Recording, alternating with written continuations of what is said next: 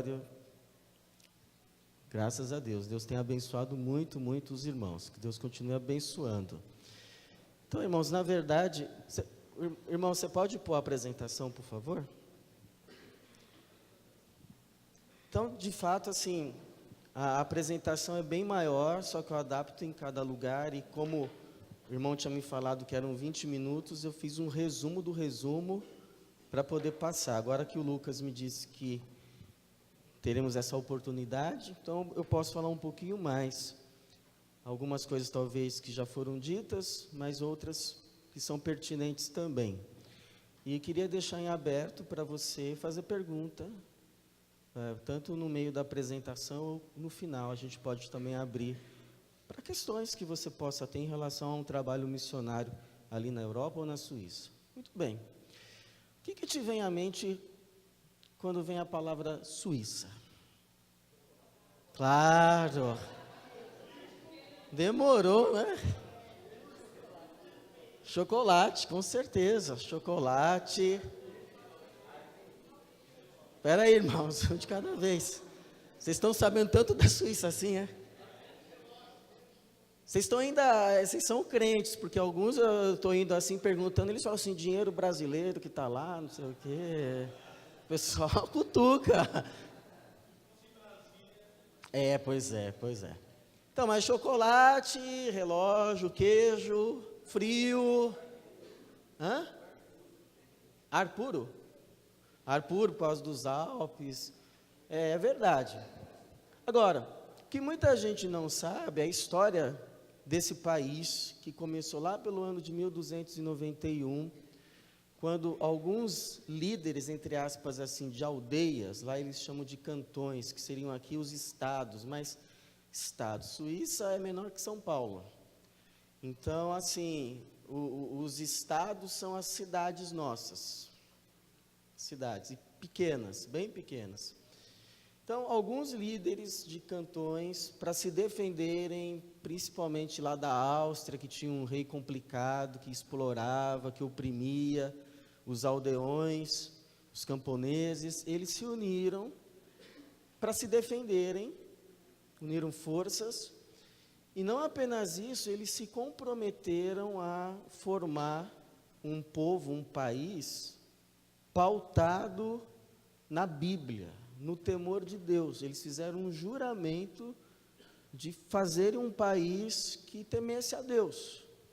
Tanto que na Constituição, a primeira frase do preâmbulo é ao Deus, em nome do Deus Todo-Poderoso. Primeira frase da Constituição. E o hino da Suíça, até hoje, embora haja aí um movimento forte, que quer mudar a letra do hino, e é bem possível que no futuro eles consigam mudar a letra do hino, o hino da Suíça é um salmo, é uma oração. Você pode passar, por favor, irmão? Então, primeiro, pode passar? Acho que não está aí ainda, tudo bem. Depois eu mostro a letra do hino, mas é um salmo. Se você for lá na internet, no Google, colocar hino suíço ou salmo suíço, você vai ver ali que é uma oração assim de gente que de fato cria em Deus, temia a Deus e queria servir a Deus. Embora hoje lá a maior parte do povo já não corresponda a esses sentimentos dos seus fundadores, é esse o hino que ainda permanece. Como que é o povo suíço no geral? Como que você imagina que seja conviver com o suíço? Como que você acha que é o suíço? Como você acha que é? Não sei se alguém aqui já teve experiência de conviver com suíços. Como que você acha? Que a gente tem assim um estereótipo, né?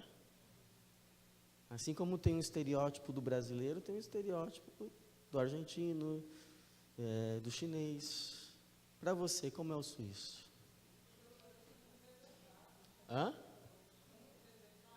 Reservados? De certa forma, são reservados. O que mais? O que você acha? Eu vi uma outra coisa aí. frios. Sim, enquanto eles não conhecem você, eles são frios. Depois que eles conhecem, eles ficam um pouquinho mais frios. Estou brincando. Estou brincando. Mas, em geral, primeiro, o suíço, o povo em geral, é um povo bem simples. Porque a gente tem, assim, a ideia de que... Volta um antes, irmão, por favor. Ah, tá certo. A gente tem a ideia assim, bom, o povo que vive lá na Europa é um povo rico. Mas, não necessariamente. Então, lá, a distinção maior é o valor que se dá aos setores públicos, transporte, educação, saúde.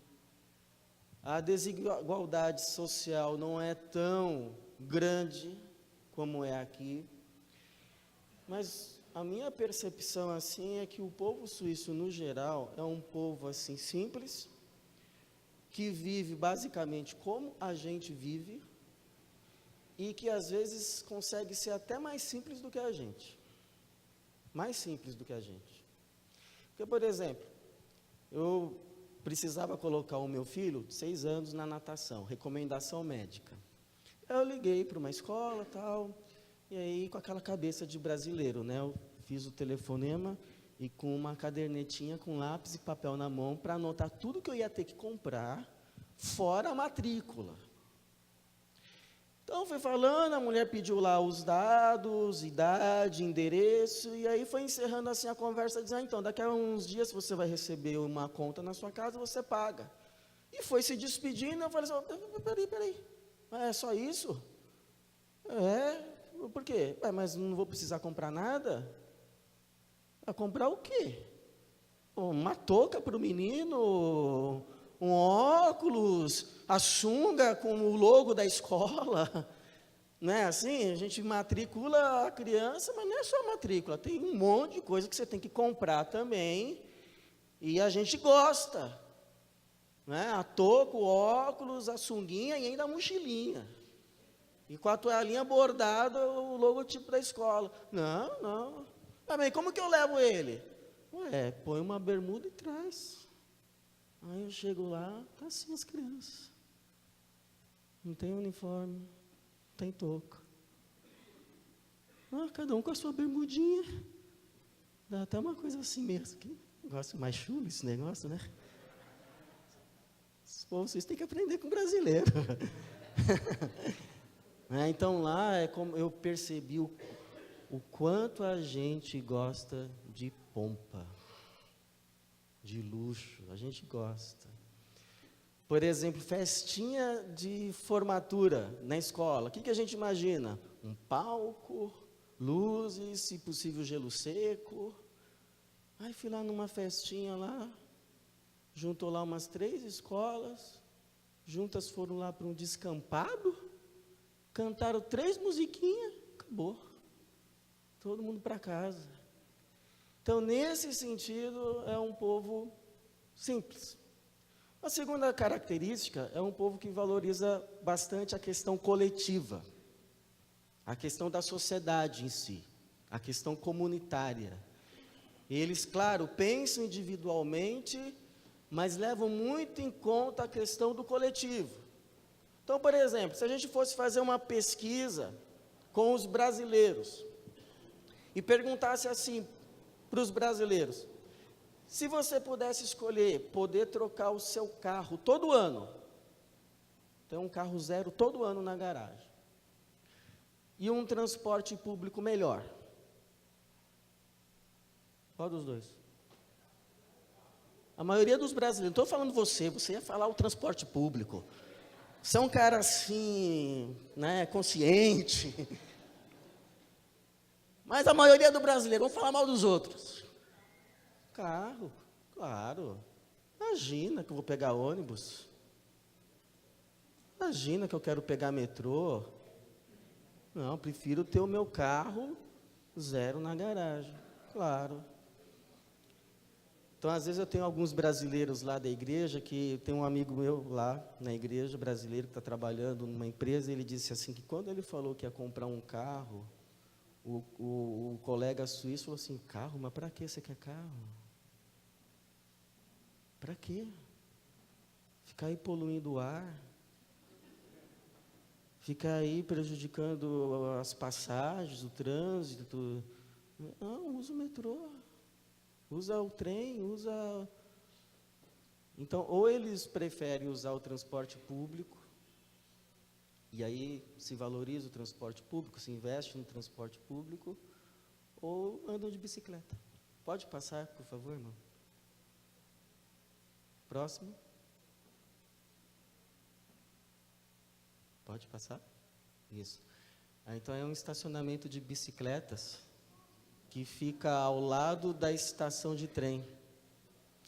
Então, para ir para o trabalho, eles vão de bicicleta até a estação de trem, estaciona e aí pega o trem.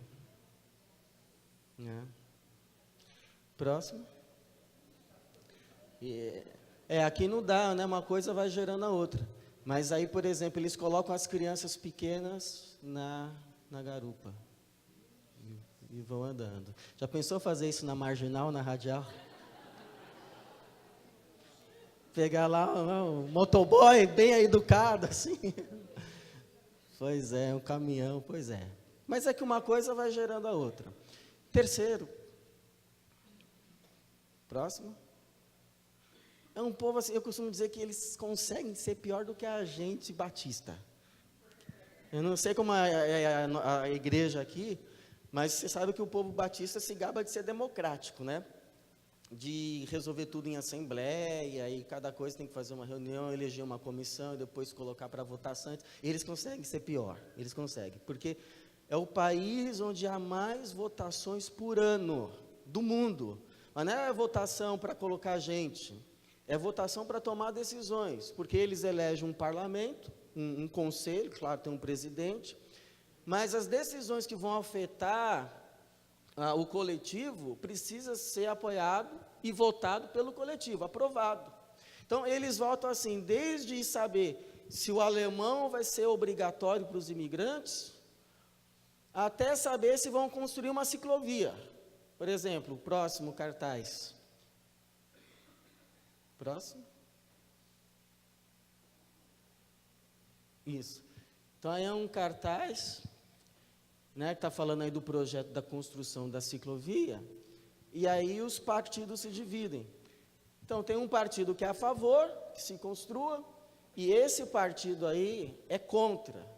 Então, NAI é não, porque está dizendo assim, em vez de construir uma ciclovia que vai ser circular, deixa o povo continuar caminhando reto, aí não vai gastar dinheiro público à toa.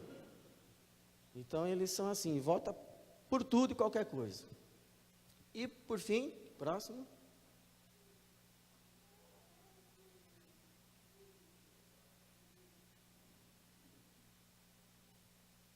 Acho que está com algum atraso aí na apresentação. Mas é um povo naturalista. Por exemplo, se você chegar hoje na sua casa, abrir assim a sala, e tiver uma baita de uma aranha no chão, assim, no piso, como é que você vai resolver esse problema? Com uma bela de uma vassoura, né? Geladeira.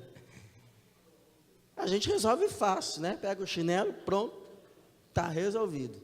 Não faça isso diante de um suíço.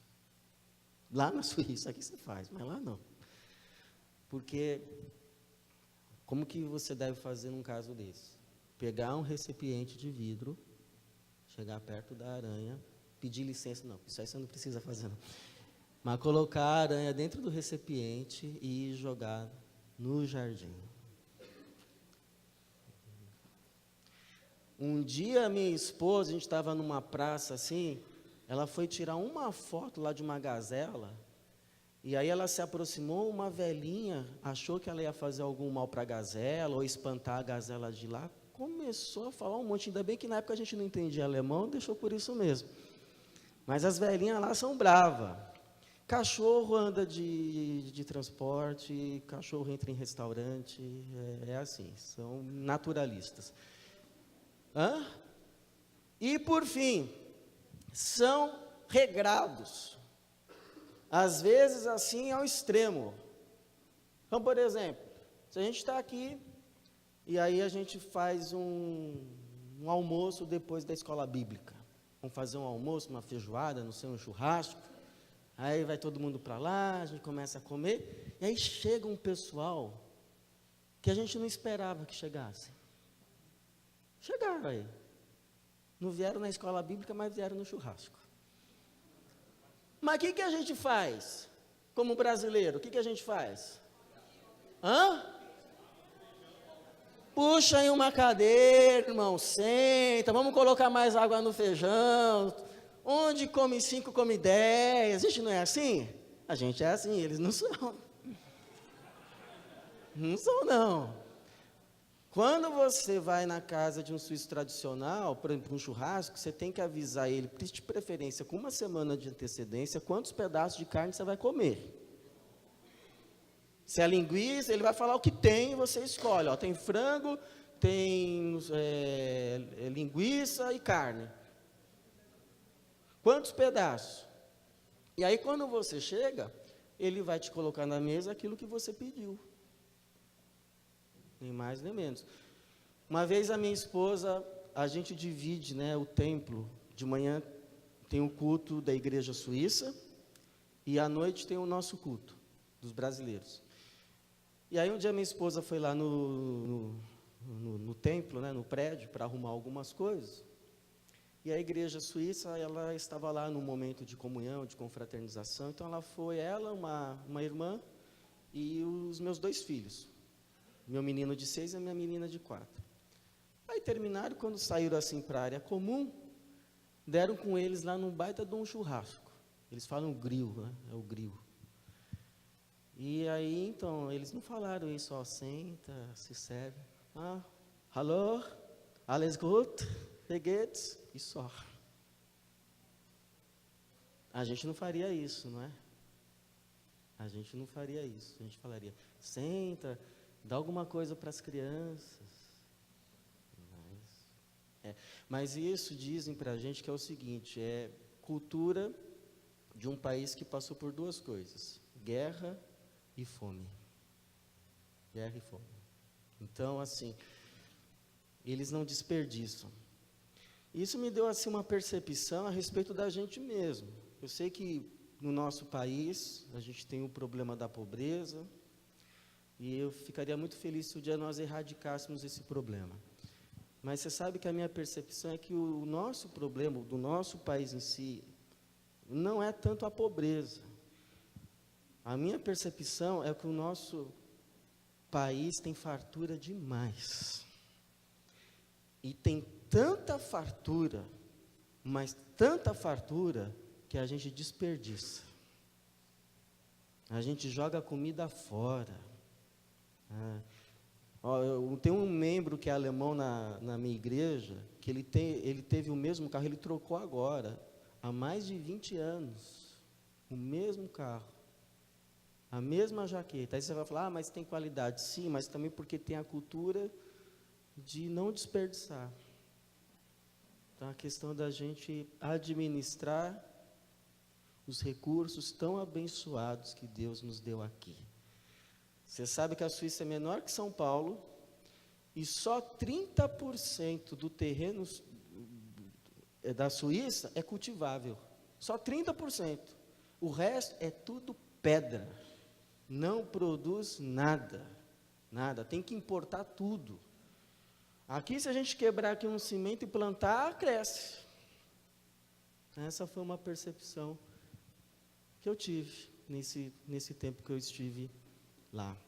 Agora, irmãos, então tem o lado bom e tem um lado complicado também de conviver com o suíço. Por exemplo, eu moro lá na periferia, então eu moro com os imigrantes. Lá no meu prédio, por exemplo, não tem nenhum suíço. Tem gente da Macedônia, tem italiano, tem gente da Turquia. E assim, por um lado é ruim, porque você não tem toda aquela organização, né? Mas por um lado é bom, porque teve uns brasileiros lá que sofreram. Por exemplo, minha irmã conta que quando ela chegou, né, aí que acontecia. Depois das 10 horas, se você morar assim num prédio suíço tradicional, não pode dar descarga. Não pode usar o elevador. E ela fazia tudo isso, ligar chuveiro. Aí diz que um dia subiu lá 2 velhinhas e falaram para ela voltar para a Amazônia. E ela assim, mas eu sou de São Paulo. Tá bom. Então, tem essas coisas. Então, aí, irmãos, a gente entra lá naquela questão, né? Por que investir em trabalho missionário na Suíça, por exemplo? Então, a primeira questão, próximo, por favor. Então, a primeira questão é aquilo que a gente falou da questão da nossa vocação. Você pode abrir lá Gênesis 12, versículo 1 a 3.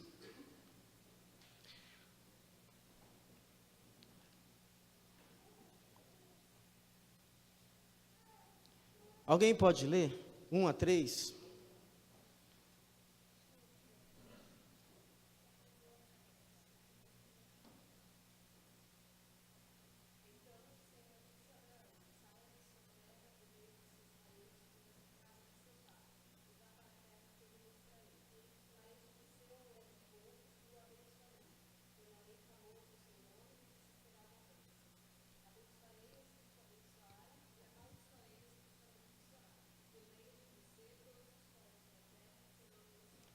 Eu acho que esse texto está aqui de suma importância para a gente entender a nossa vocação como povo de Deus. Porque aqui a gente sabe, Deus está chamando um homem para fazer desse homem um povo, o povo dele. E disse que ia abençoar esse povo, como sinal de que era povo dele, seria um povo abençoado na terra. Mas Deus deixa muito claro que o motivo pelo qual ele ia formar um povo, não era o povo em si, não era o povo pelo povo, era formar um povo para alcançar todos os outros, e era abençoar esse povo para capacitá-lo a abençoar os outros povos. Ou seja, a razão de ser abençoado é poder abençoar. É o que a gente falou. Por que Deus nos abençoa? Com essas 2 razões. Para a gente desfrutar da sua bondade e glorificá-lo, e para a gente ter o que compartilhar, a fim de que outros também o conheçam e o glorifiquem. Então, depois da história do Antigo Testamento, é só o contar de como Deus vai formar esse povo, vai sustentar esse povo, e apesar desse povo, até chegar lá, na plenitude dos tempos, em que ele envia a bênção para todas as famílias da terra, que é quem? Quem é a bênção para todas as famílias da terra? Jesus. E aí o que acontece? Chega Jesus, e muitas vezes a gente não entende por que Jesus focou o ministério dele só nas ovelhas perdidas da casa de Israel. Porque se ele veio para ser bênção para todos e para todas as nações, por que quando a mulher Ciro-Fenícia, lembra da mulher Ciro-Fenícia? Chegou até ele, perguntando o que mesmo? Pedindo o que mesmo, você lembra? Senhor, a minha filha está o quê? Horrivelmente endemoniada, ajuda. E aí Jesus dá uma resposta assim para nós, meio fria demais, meio suíça, não é? O que ele diz? Não convém tirar da mesa dos filhos e dar aos cachorrinhos. Se a mulher é um pouco orgulhosa, já vira as costas e vai embora. Esse daí que é o Messias? Esse daí que é a bênção para todas as famílias da terra, me tratando assim? Não leva o desaforo para casa não, nem do Messias. Mas ela vai de novo e diz assim, sim, Senhor, mas os filhos comem das migalhas que caem da mesa dos filhos. Aí Jesus olha para ela e diz assim, e nisso antes os discípulos falam assim, Senhor, dispensa logo, ela está gritando atrás de nós. E aí Jesus fala isso, eu não fui enviado, senão as ovelhas perdidas da casa de Israel. Mas o coração de Jesus transborda de compaixão, diz, mulher, grande a tua fé, seja conforme você crê. E diz o texto que na mesma hora a menina foi curada, foi liberta. Quando ela chega em casa, a menina está na cama, dormindo, no maior sinal da presença de Deus, que é a paz. Paz. A bênção jorrou lá. Mas Jesus falou isso. Eu não vim senão para as ovelhas perdidas da casa de Israel. Qual que era o ministério terreno de Jesus? Levantar os verdadeiros descendentes de Abraão, que Paulo vai dizer que são aqueles que creram. Que como Abraão, que quando viu o dia de Jesus se alegrou, aqueles entre os judeus que olhavam para Jesus e viam nele e o reconheciam como Cristo, como Messias.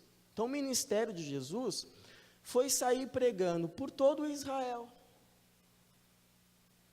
as boas novas do reino, a fim de que os verdadeiros filhos de Abraão se manifestassem, se levantassem, e então se revelassem como as ovelhas perdidas da casa de Israel. Depois, numa missão intermediária, ele manda os discípulos dele também percorrerem todo o território de Israel, e você se lembra do que ele diz? Não vão para as aldeias dos samaritanos, não vão para as aldeias dos gentios. Agora é Israel, porque o ministério é esse. Dentre esse povo que saiu de Abraão, levantar os verdadeiros filhos de Abraão. Então o ministério dele é esse. Quando ele chega, por exemplo, na casa de um Zaqueu, publicano, odiado, ele entra na casa do Zaqueu, o que os outros falam? Entrou para comer na casa de um pecador. Mas aí a gente não sabe o que o Zaqueu viu ali em Jesus, mas no final da história o Zaqueu diz assim: Senhor, olha, eu estou doando metade dos meus bens aos pobres. Metade dos meus bens aos pobres. E se eu defraudei alguém, eu restituo 4 vezes mais. E aí o que Jesus disse? Hoje chegou salvação nessa casa, porque esse também é filho de Abraão. Filho de Abraão. Esse daí é um verdadeiro filho de Abraão. Esse faz parte do povo de Deus. Então ele levanta o verdadeiro Israel.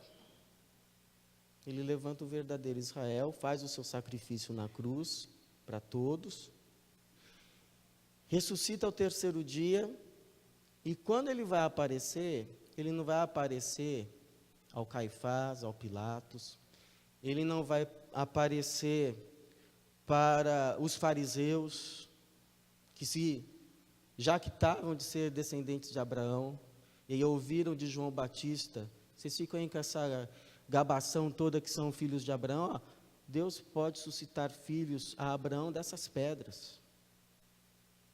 E aí Jesus então aparece ao Israel levantado, povo de Deus, e vai lá então dar a missão, que a gente vê aonde? Mateus, capítulo 28, 19 e 20, Atos 1, 8. Agora ele fala assim para eles: bom, Israel já foi levantado. São vocês. São vocês. Sabe aquele povo que Deus falou que ia fazer de Abraão, para ser uma bênção para todas as famílias da terra? Então, são vocês. Então, agora vão cumprir a missão. Vão cumprir a vocação. O que Jesus disse lá em Mateus 28, 19 e 20? Alguém lembra de cor? Sim, o que diz lá? Pode ler aí na Bíblia.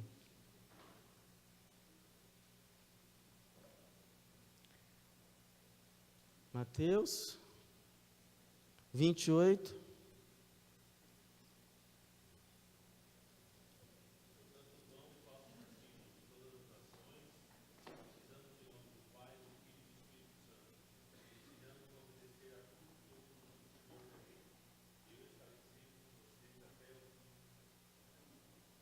Então agora já não é só Israel, porque o Israel foi levantado.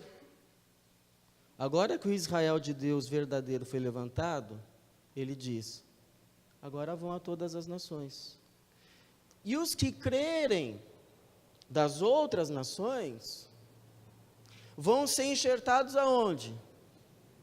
Na figueira, que é Israel, o povo de Deus, que somos nós. Nós que não somos judeus, mas cremos, nós nos tornamos também filhos de Abraão, ou seja, povo de Deus em Cristo Jesus. E herdamos a vocação e a missão de Israel, o povo de Deus. E qual é a vocação e missão? Se é que ficou claro. Ser uma bênção para quem? Só para a gente mesmo? Como povo de Deus, a nossa missão aqui é ser abençoado, ter a casa própria, para os outros virem e falar assim, por que você é abençoado assim? É porque eu vou na igreja, eu faço a campanha, eu oro, eu leio a Bíblia. Não, a gente vai ser abençoado como povo de Deus, e a maior bênção é Cristo, senão a bênção. E temos como vocação o quê? Levar a bênção. Para quem? Para todas as famílias da terra. Então essa é a missão. É sermos uma bênção nessa terra. Para quem? Para mim? Para minha esposa e para os meus 2 filhos? Isso aí é pensamento do povo ali, ó. Agora nós que somos do Evangelho, a gente tem essa consciência.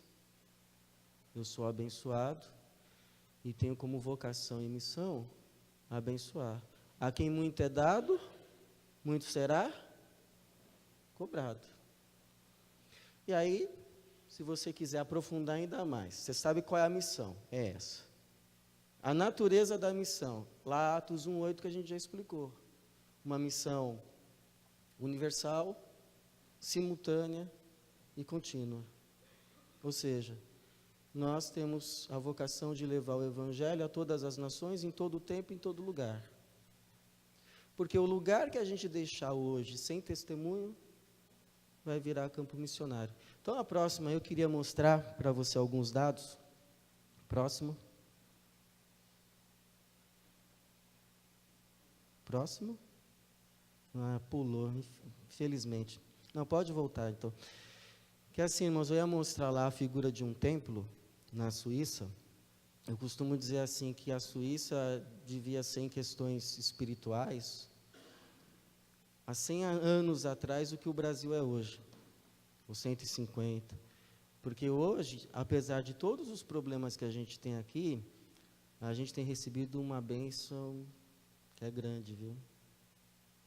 Que as igrejas estão vivas. As igrejas estão vivas. Lá também tem um templo em cada bairro, mas não tem gente. Então, o templo que eu ia mostrar é um templo enorme, é uma catedral que virou um museu. No piso e o térreo do prédio onde eu moro, funciona uma mesquita. E depois, mais uns 20 metros, tem uma outra mesquita. Então, a religião que mais cresce hoje lá é o islamismo, só perdendo para aqueles que se dizem sem religião. Então, próxima questão, que já foi dita também, da dívida espiritual. Os territórios que um século antes eram considerados os confins da terra terão a oportunidade de testemunhar aos descendentes dos que anteriormente haviam testemunhado a eles. Próximo.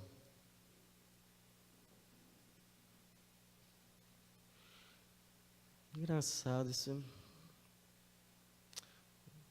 Irmão, você poderia voltar naquele que eu te dei a primeira vez? Por favor, que eu queria mostrar algumas fotos para os irmãos. Bom, eu vou fazer uma pausa aqui, que aí depois eu continuo para ele poder pôr as fotos, porque eu quero te mostrar. Até aqui, alguém teria alguma pergunta sobre algum comentário?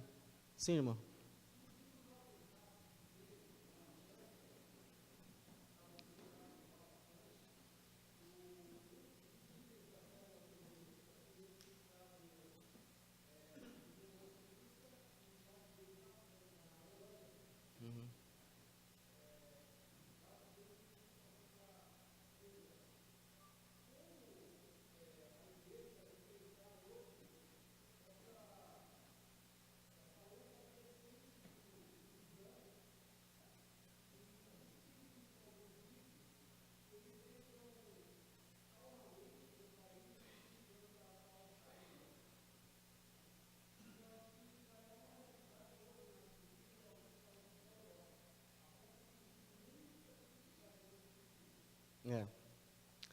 É verdade. Inclusive eu digo assim, que quando estava essa época de atentado lá, quando eu entrava assim num trem, e junto entrava assim um barbudinho, eu já ficava esperto, sabe? Eu ficava, porque... Ainda mais se ele levantasse lá gritando Alá, eu já estava fora do trem faz tempo. Aí, ó, o templo aí. Obrigado, irmão. Muito obrigado. Então, um templo que virou hoje museu. Cabe mais de 1000 pessoas aí dentro. Mais de 1000 pessoas, tranquilamente. É um museu hoje. E fora esse, tem outros também, que para suster, eles abrem para casa de show, enfim, para uma série de coisas.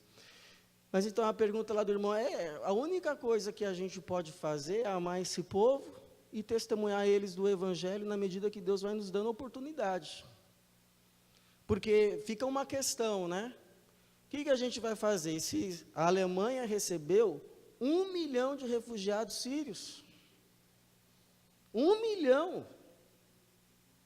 Como que vai distinguir desses 1 milhão quem de fato está fugindo da guerra e que seria até anticristão, não é? Negar a ajuda no momento desse para alguém que está indo lá fazer terrorismo?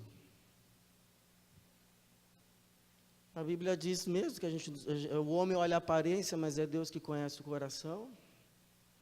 Mas eu vejo nisso também, nessa crise, uma oportunidade de Deus do testemunho do Evangelho, porque muitos desses que estão vindo, eles têm raiva da religião. Eu estava conversando com um sírio, eu estudei com ele, e ele fala assim, que o problema do país dele, a Síria, é a religião, ele não quer saber mais de religião nenhuma. Então, alguns chegam lá, eles não querem saber nem de islamismo, nem de cristianismo, nem de nada, eles culpam a religião por causa do que aconteceu lá. Mas outros estão abertos, como eu vou mostrar aí rapidinho, daqui a pouco. Seu irmão ainda quer falar?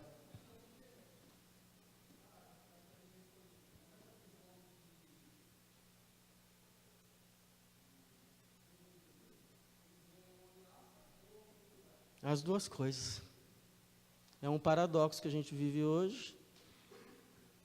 E Jesus nunca disse que a missão ia ser sem risco. Ele oportuniza isso e junto vem os dividendos que a gente tem que administrar. Mas, enfim, é muito mais fácil testemunhar do Evangelho a um povo desse lá na Suíça do que na Síria, do que no Iraque, etc. Próximo para mim, irmão? Próximo. Então, essa daí é a Ilknur, aquela que eu disse há pouco, veio da Turquia. Lá na Turquia também tem perseguição. Difícil ser cristão lá em alguns lugares. E hoje, quando ela visita para a Turquia, ela chora de ver, assim, a situação. Mas, como eu disse, ela se converteu lendo o Evangelho. Não fui eu que fui pregar para ela. Não tem glória nenhuma, Deus fez tudo. Deus até levou lá para a gente. A única coisa que eu fiz foi isso daí, ó. Tá bom, já que Deus já fez tudo, eu só vou completar a obra. Só completei a obra. Mas ela já chegou lá convertida. Leu e descobriu Jesus. Não entende uma palavra de português, mas está lá congregando conosco, ouvindo tudo pela tradução simultânea. Vai explicar isso como? É a ação de Deus. A ação do Senhor. Então, Deus está fazendo uma obra em tudo isso? Tá. Próximo, irmão, por favor. Próximo. Isso aí é o David, é um suíço. Aquele lá que eu contei, que eu cheguei no culto e estava o casal me esperando. Então, eu dizer assim para você, irmãos, olha, para o suíço, ele vai à igreja 2 vezes no ano, o suíço. Ele vai na Páscoa e no Natal. Na Páscoa e no Natal. Ir na igreja todo domingo, para ele, é um absurdo. Ir 2 vezes no domingo, impensável. Ir mais de uma vez na semana, loucura. Então, o que a gente vive hoje aqui na nossa terra de bênção espiritual é grande. Isso daqui, ó, Na igreja suíça batista, que a gente divide o templo, o mais novo lá tem 60 anos. E o pastor não sabe o que faz. Porque ele sabe que é uma questão de tempo para fechar a porta. E o que aconteceu já com muitas igrejas. Eles vão fechando e vão se unindo. De 2 igrejas vira uma e depois... Então eu acho que uma esperança lá para a Europa hoje são as igrejas imigrantes. Porque eu costumo dizer lá para os irmãos, não é? Nós temos, a maioria são brasileiros, mas também tem de outras nações. Mas eu falo, não importa. O futuro dessa igreja aqui é se tornar uma igreja suíça. Porque as futuras gerações que ficarem aqui vão ser suíços. É o que aconteceu com as igrejas imigrantes que vieram para o Brasil. Igrejas alemãs e outras que hoje são igrejas brasileiras. Próximo. Então, o David, ele é esse daí. Isso aí é a profissão de fé dele no dia do batismo. Ele é suíço. Ao lado a Berenice, que é a esposa dele. E lá o outro, também um outro suíço, que é o Michel. Então, Deus nos deu essa alegria também de vermos suíços se convertendo. Próximo, irmão. Próximo. Esse daí é o trabalho lá em Viena, com os iranianos. Eu acho que todos estavam aqui na hora que eu contei, né? Da irmã que ouviu de Deus, que tinha que falar do evangelho para uma iraniana. Conheceu uma iraniana na mesma semana, quase. Falou de Cristo e começaram a chegar os iranianos no apartamento. Então, isso aí é uma época que já estava tendo culto. Então, está lá em farsi, em cima, e depois a transliteração do hino. Próximo. Aí é um dia de batismo, eles estão recebendo o certificado, são iranianos. Então, assim, é tanta bênção que não dá para contar numa mensagem só. Então, eu resumo e deixo as outras coisas para outra oportunidade. Mas Deus, Ele não só está trazendo iraniano lá, mas esses 4 da direita, da esquerda para a direita, eles não são iranianos. E não são ex-muçulmanos. Eles são vietnamitas, ex-budistas. Então, o grupo também está se unindo. Então, se parar para pensar, uma igreja na Áustria, que Deus tem usado uma brasileira, cujo trabalho se mantém também por um repasse de uma igreja brasileira na Suíça, que por sua vez recebe oferta de igrejas do Brasil. E ali está se formando uma igreja de 2 povos, muçulmanos, iranianos ex-muçulmanos, com vietnamitas ex-budistas, que agora são uma igreja que confessa Jesus como Senhor e Salvador. Então, será que não é na medida que a gente se dispõe a abençoar alguém? E esse alguém se dispõe também a abençoar outro, que vai se cumprindo a nossa vocação de ser uma bênção para todas as famílias da terra? Então, tem um trabalho missionário em Moçambique, que a missionária, vendo a pobreza do povo, ela fez um projeto de dar para cada família um casal de cabritos, com a condição que a primeira cria, essa família que recebeu o casal de cabritos, doe para uma outra. Então, ou seja, é abençoado e aprende a abençoar. Será que a gente já aprendeu isso? Ou a gente acha que a gente nunca tem o suficiente para poder abençoar? Porque olha só, eu fui falar numa igreja, assim, era um grupo menor, então me perdoem, irmãos, um dia eu vou ter a condição de fazer para um grupo grande, assim. Mas o grupo tinha umas 10 pessoas no máximo. Então eu fiz lá uma dinâmica. Eu dei 2 chocolates suíços para cada um. Com o desafio do quê? Falei o seguinte, olha, como a gente está falando que a missão da igreja é receber as bênçãos de Deus e compartilhar o que recebe, então eu vou te abençoar. Eu vou te dar 2 chocolates suíços. Um é para você desfrutar. E o outro? Para você compartilhar com alguém. E eu tenho dúvida se todo mundo fez isso. Sinceramente, eu tenho dúvida. Mas aí Jesus fala, né? Se a gente não for fiel no pouco, Como vai ser no muito? A gente fala assim, não, quando eu tiver mais, aí eu vou abençoar. E Jesus diz assim, meu amigo, se você não compartilha um chocolate, se você não for fiel no pouco, não é quando tiver muito. Porque é mais difícil compartilhar o muito do que o pouco. Então, próximo, por favor. Próximo.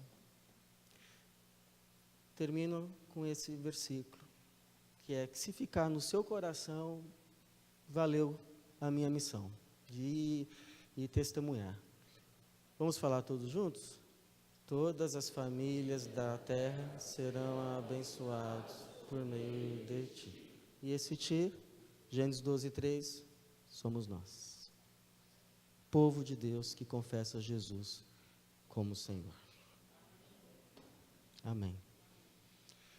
Se alguém tiver uma pergunta ou comentário, senão a gente encerra. Sim?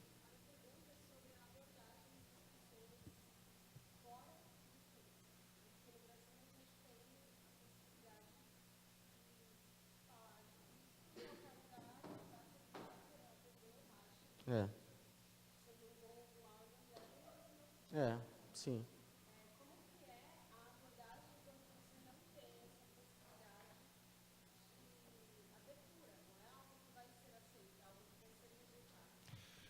Pois é, assim, lá eu vejo muita gente indo assim para a rua, igual faz aqui, aí eles começam a fazer tipo uma peça no meio da praça, assim, eles tentam. A resposta é pouca. Eu, quando cheguei lá, eu entendi o seguinte, eu não falo alemão, sou aqui um latino-americano entre esse povo aqui. Eu vou sair entregando folheto? Sei, não foi a visão que Deus me deu. A visão que Deus me deu foi o seguinte, não sei se vocês já ouviram aquele ditado, em vez de você sair correndo atrás das borboletas, arrume o jardim que elas virão. Então eu cheguei lá com uma igreja que tinha se dividido, primeiro culto que eu preguei ali tinha 20 pessoas e divididas, entre elas por causa dos problemas que tinha tido. Falei, se não está vindo nem brasileiro aqui, vai vir suíço. Então o que Deus me colocou no coração é arrumar a casa. Em arrumando a casa, arrumando o jardim, quem sabe viriam brasileiros que estão há mais tempo aqui, e esses que estão há mais tempo poderiam trazer conhecidos suíços. E graças a Deus foi isso que aconteceu. Graças a Deus, pela misericórdia, nos deu a graça de reestruturarmos algumas coisas, e aí a fama da igreja foi mudando lá na região, e as pessoas começaram a vir para ver o que estava acontecendo, e junto começaram a vir suíços. Então, hoje a gente tem na igreja suíços, fora os brasileiros, né? Um suíço já tinha lá, mas temos mais 2, temos uma romena que foi batizada, temos uma família de americanos que são missionários que nos ajudam, um alemão. Então, Deus nos deu essa visão. Acho que não tem uma regra, é orar e ouvir de Deus. Qual é o plano para aquele lugar, para aquele momento, para aquele contexto? Sim.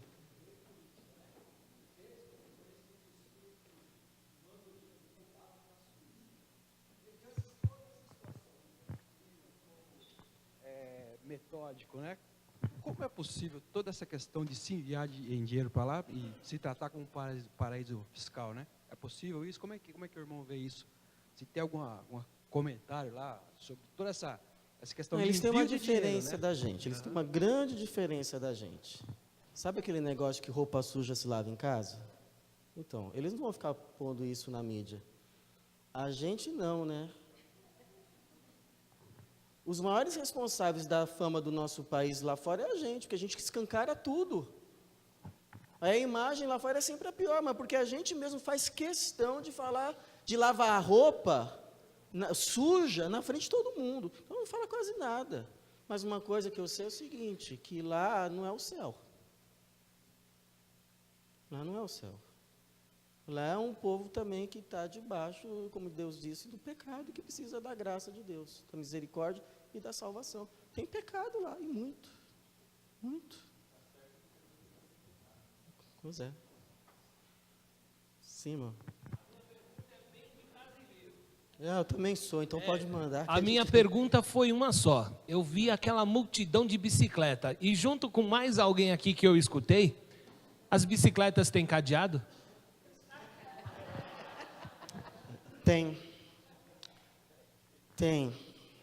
Mas eles vão falar assim, eles assim, o que eles puderem defender dele, eles vão defender. Eles vão falar que tem por causa dos imigrantes.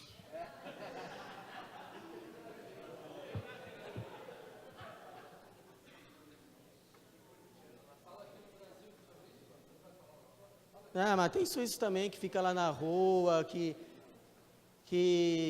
só não está morando na rua porque o governo não deixa, mas também tem essas, a questão do pecado é generalizada, irmãos, tá, tem lá também. Agora, é claro, eu fiquei surpreendido assim, que nos mercados, tem as coisinhas assim, do lado de fora do mercado e ninguém toma conta. Isso eu fiquei surpreendido lá. Mas, por exemplo, tem mercado assim, do lado da rodoviária, que tem muita gente passando, que tem guarda. Você vai assim num canto mais afastado, tem assim um canteiro de flores, que você pode pegar a flor e colocar o dinheiro lá, não tem ninguém vigiando. Só tem uma caixinha para você pagar. Tem. Mas também já ouvi de caso de uma pessoa que tem assim um canteiro de flores, aí um dia ela estava olhando pela janela, chegou lá uma pessoa com baita de um carro, saiu, toda bem vestida, pegou as flores e ela falou assim, puxa, vai, né, dar uma boa contribuição. E não, entrou no carro e foi embora. Então, pecado tem em todo lugar. Os pecados são diferentes, às vezes, dependendo do lugar, mas o pecado existe. Sim, irmã. Por ajuda, a gente vendo que a pessoa precisa de ajuda e vai ajudar é pilantragem, por fim a gente é abordado por um assalto, qualquer coisa de mal intenção com a gente. Ah, tem assim, porque eu posso estar errado, mas lá os suíços, eles pagam para não ter isso. Então, assim, a pessoa... Meu vizinho, por exemplo, olha eu falando mal do vizinho aqui. Ele não trabalha. Ele fica lá da ajuda do governo. Então, o que acontece? Quando você está desempregado, você pode procurar o governo, explicar a situação e você vai receber um valor. Só que aí você tem que fazer o seguinte, passar relatórios. Se você está buscando emprego, você tem que provar isso. E à medida que o tempo vai passando, a contribuição do governo vai caindo, até que fica assim, no mínimo. Eles não são suíços, tá? Só para você entender, não são. Fica no mínimo. A pessoa pode falar, bom, eu vou viver com isso. É o suficiente para ela viver. Mas, por exemplo, essa família vive me pedindo coisa em casa. Então, não vai ter, por exemplo, por causa desse sistema, embora exista, mas não muito, um assalto, isso aí que a irmã está falando. Não é comum, mas dessa outra forma que eu estou explicando, acontece. Agora eu não sei lá. Pastor, bom dia. Como que é a respeito da liberdade de expressão, né, no país? Por exemplo, você vai fazer um trabalho ao ar livre, existe uma repressão das próprias autoridades. Alguns países da Europa são assim, por exemplo, a Espanha, você não pode chegar lá na praça e começar a pregar, porque você vai ser abordado por um policial e vai falar, ó, você não pode fazer isso. Ou se você continuar persistindo, você vai ser preso. Como Sim. é que é isso lá hoje? Exatamente assim como você está falando. Então, saiu inclusive uma reportagem numa revista que tinha essa frase. Hoje nós consideramos inadmissível práticas missionárias. Inadmissível. Porque eles entendem que é proselitismo e é uma agressão. Então, você não pode sair distribuindo folheto na rua. Isso aí é contra a lei. É contra a lei. Porém, você pode pedir uma permissão para fazer um evento evangelístico numa praça. Mas você não pode simplesmente chegar lá e fazer. Senão Você corre o risco realmente de ser abordado pela polícia e ter problema. Exatamente como você falou. Bom dia, pastor. Bom dia. Questão denominacional lá, como o pastor encara lá, se tem muito um pescando na quadra do outro, ou se o pastor lá como batista está sozinho, ou se tem muitas outras denominações cristãs. Quando vê que o pastor está atuando... O problema é que não tem aquário mais lá. Não tem mais aquário. E aí, o que acontece é que é diferente, há assim, um sentimento das igrejas se unirem para tentar fazer alguma coisa. Há um exemplo, essa irmã aí, a Ilknur, que se batizou, ela conta assim, que ela ouviu o hino na casa dela e olhou para a janela e viu a igreja. Aí, às vezes, eu fico me perguntando como isso aconteceu, porque é muito difícil vazar som lá da nossa capela. Mas ela disse que ouviu e foi para a igreja, só que ela foi parar no culto suíço. E aí ela disse para a gente que ela dormia no culto. E aí o pastor dela, o pastor suíço, chegou para ela e disse assim, olha, irmã, faz o seguinte, vai para o culto dos brasileiros que é mais animado. Aí foi assim que ela apareceu lá. Então, veja, o interesse é que a pessoa continue na fé. Pelo menos esse é o sentimento. Se não há mais, queria agradecer essa bênção que foi para mim estar aqui com os irmãos. E se você tiver mais alguma questão, eu estou à disposição. Que Deus continue abençoando grandemente a sua vida e essa igreja.